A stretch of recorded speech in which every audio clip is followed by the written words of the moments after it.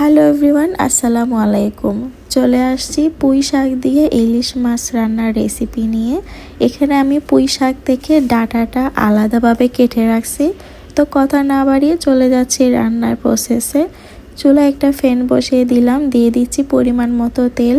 এরপর দিয়ে দিচ্ছি পেঁয়াজ কুচি। আপনারা চাইলে বাটাটাও দিতে পারবেন, তবে পেঁয়াজ কুচিটা আমার কাছে সবচাইতে সহজ মনে হয়।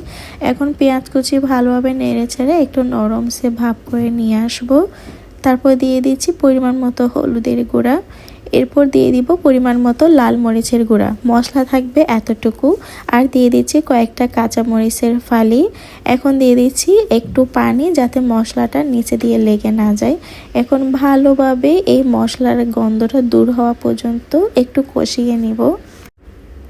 ভালোভাবে নেড়ে চেড়ে নেওয়ার পরে দিয়ে দিচ্ছি পরিমাণ মতো লবণ। এখন আবারও নেড়ে চেড়ে নিব। পুঁই শাক যেভাবে রান্না করা হয় না কেন ওইভাবেই মজা লাগে, অনেক পছন্দের একটা শাক। এখন দিয়ে দিচ্ছি পুঁই শাকের ডাঁটাগুলা। এগুলো একটু শক্ত, শাকের পাতাগুলো কিন্তু খুব তাড়াতাড়ি সিদ্ধ হয়ে যায়, সেই কারণে ডাঁটাটা আমি আগে সিদ্ধ করে নিব। এখন ভালোভাবে নেড়ে চেড়ে নিব। 25% সিদ্ধ হয়ে আসলেই আমি এর মধ্যে পাতাটা দিয়ে দিব। এখন নেড়ে চেড়ে নেওয়ার পরে অল্প পরিমাণ পানি দিয়ে দিচ্ছি, যাতে ডাঁটাটা সিদ্ধ হতে সুবিধা হয়। আপনারা ইলিশ মাছ দিয়ে অবশ্যই পুঁই শাক এভাবে একবার ট্রাই করে দেখবেন, খেতে ভীষণ মজা লাগবে। এই যে দেখেন কত সুন্দরভাবে সিদ্ধ হয়ে আসছে। বেশিটা সিদ্ধ করব না, কারণ আমি মাছ আর পাতাও অ্যাড করব। এখন দিয়ে দিচ্ছি পুঁই শাকের পাতাগুলো। সবগুলো দেওয়ার পরে এখন একটু সময় নিয়ে নেড়ে চেড়ে নিব, যাতে পাতাটা একদম কমে আসে। চুলার ভাপে কিন্তু পাতা যত বেশি থাকুক না কেন অনেক কম হয়ে যায়। আপনি যদি আমার চ্যানেলে নতুন হয়ে থাকেন অবশ্যই আমার চ্যানেলটি সাবস্ক্রাইব করে পাশে বেল আইকন বাজিয়ে দিবেন।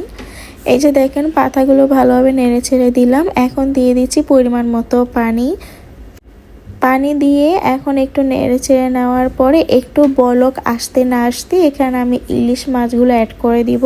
মাছটা কিন্তু আমি ফ্রাই করব না, সরাসরি এভাবে কাঁচা মাছ দিয়ে দিব। ফ্রাই করেও খাওয়া যায়, কিন্তু ইলিশ মাছ ফ্রাই করা কোনো দরকার হয় না। এভাবে দিয়ে দিয়ে এমনিতেও ঘ্রাণ চলে আসে। এখন উপরে এভাবে বসিয়ে দিচ্ছি। এখন একটুভাবে নাড়ে ছেড়ে দিব, যাতে মাছটা ভেঙে না যায়। 1 থেকে 2 বার নাড়বো, বেশিটা নাড়বো না, কারণ আমি মাছটা আগে সিদ্ধ করে নাই। তরকারি দেওয়ার পরে মাছটা দিচ্ছি। এখন এভাবে 10 থেকে 15 মিনিট মিডিয়াম আছে একটু বলক তুলে নিব। শাকের ডাঁটা, শাকের পাতা আর ইলিশ মাছের স্মেলটা যেন একসাথে অ্যাড হয়ে যায়। দেখে বুঝতে পারতেছেন আমার রান্নাটা অলমোস্ট রেডি। এখন আমি ঢাকনা তুলে আপনাদের দেখিয়ে দিচ্ছি। ইলিশ মাছ দিয়ে পুঁই শাকের এই রেসিপিটি আপনাদের কেমন লেগেছে অবশ্যই কমেন্ট বক্সে জানাবেন। আর আপনি যদি আমার চ্যানেলে নতুন হয়ে থাকেন অবশ্যই আমার চ্যানেলটি সাবস্ক্রাইব করে দিয়ে পাশে বেল আইকন বাজিয়ে দিবেন। তো আজকের মতো ভালো থাকবেন, সুস্থ থাকবেন, আমার জন্য দোয়া করবেন। আল্লাহ হাফেজ।